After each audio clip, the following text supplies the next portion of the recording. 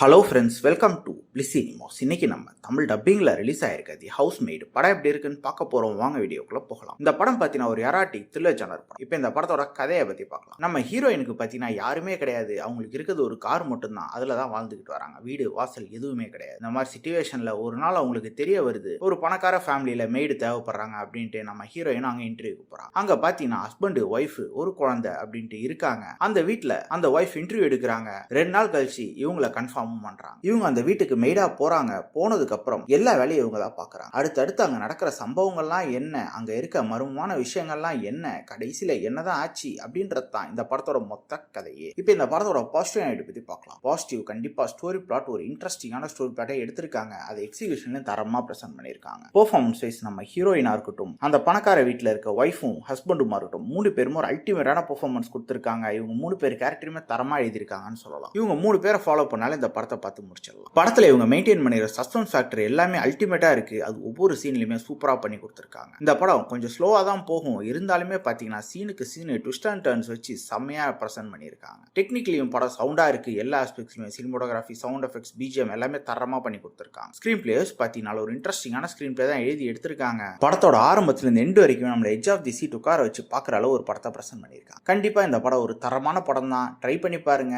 படத்துல adult content இருக்கு. So ஃபேமிலியோட ட்ரை பண்ணாதீங்க. இந்த படத்துக்கு IMDbல 6.8 கொடுத்திருக்காங்க. நம்மளோட ரேட்டிங் கேட்டீங்கன்னா 7 மார்க் கொடுக்கலாம். இன்னொரு வீடியோவில் சந்திக்கலாம். தேங்க்யூ.